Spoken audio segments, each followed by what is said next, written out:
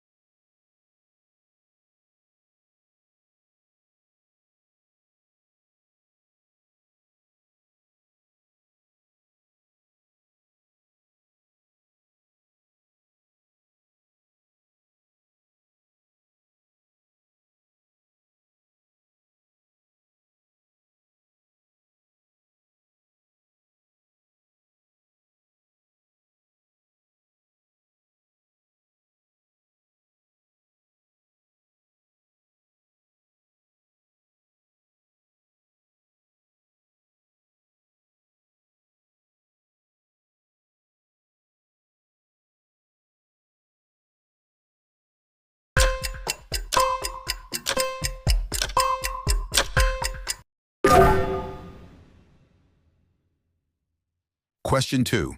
Which of the following numbers is a prime number? A 9, B 15, C 17, or D 21?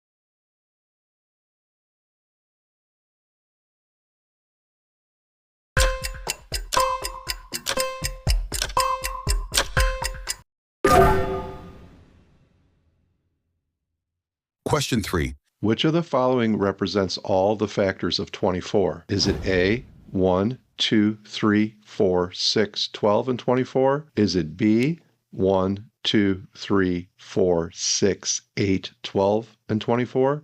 Is it C, 1, 2, 4, 6, 8, 12? Or is it D, 2, 3, 4, 6, 8, 24?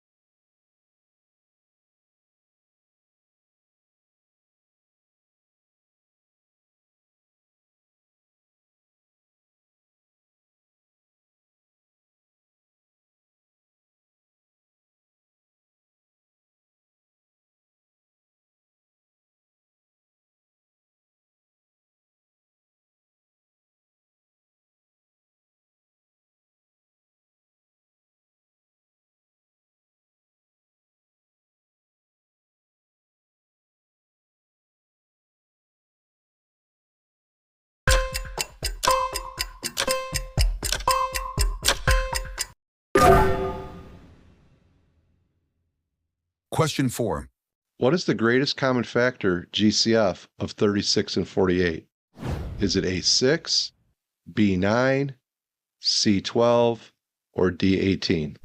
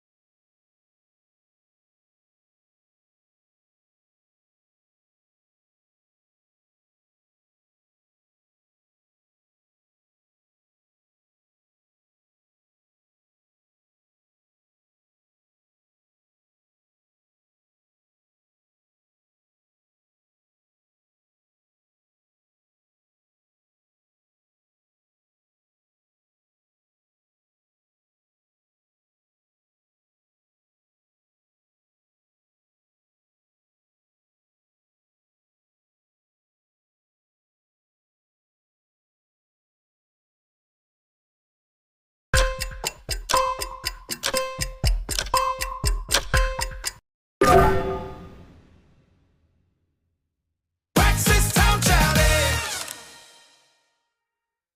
Question 1.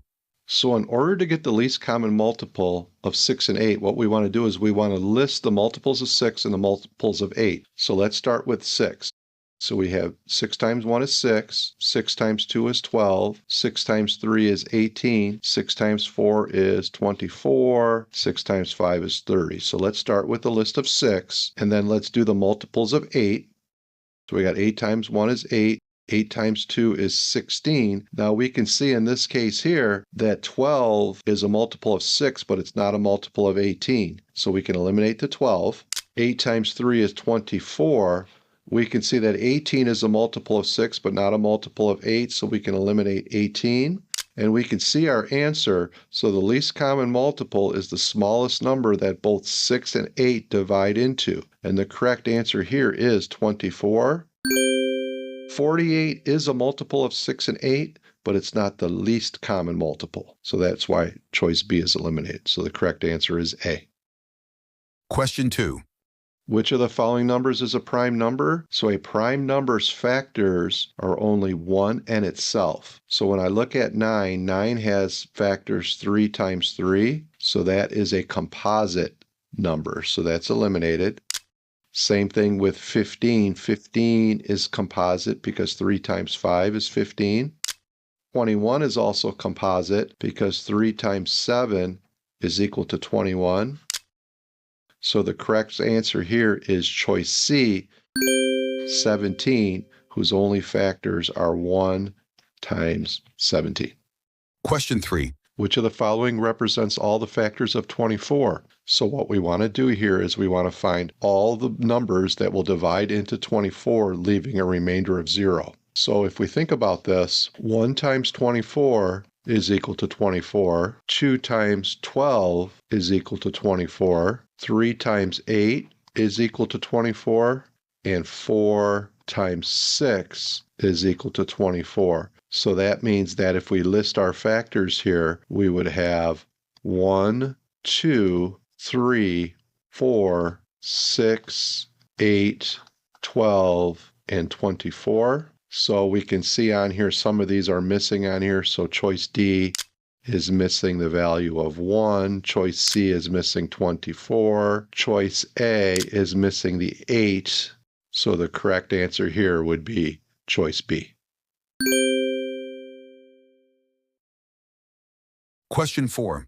All right, to get the greatest common factor of 36 and 48, we want the biggest number that divides evenly into both 36 and 48. That's the same, all right? So we're going to list the factors of 36 first, okay? Now we list the factors of 48, all right? So those are our factors. Now we can eliminate some possibilities here. So we see 6 is a common factor, but it's not the greatest common factor because we have a bigger number on here that's the same. So 6 gets eliminated. 9 gets eliminated because it's a factor of 36 but not a factor of 48. And 18 is only a factor of 36 and not 48. So what we're looking for here is the greatest common factor. So we want the biggest number that is a factor of both of these values. So the correct answer here would be 12. Okay, how did you do under the time test conditions? Did you get them all right? Let us know in the comments. For more practice, check out our Praxis Elementary Education Mathematics 5003 playlist. And for even more detailed practice, strategies, and customizable study materials, head over to study.com and check out our Praxis Elementary Education Mathematics 5003 test prep course. Those who use study.com boast a 92% pass rate. Our courses include full-length exams, including hundreds of authentic time practice questions, just like the ones we reviewed. With our resources, you'll know exactly what to expect on test day. Like this video and subscribe to this channel to get all the latest Praxis test updates. And please leave your questions and success stories in the comments. We'd love to hear from you. Thanks for watching. Happy studying.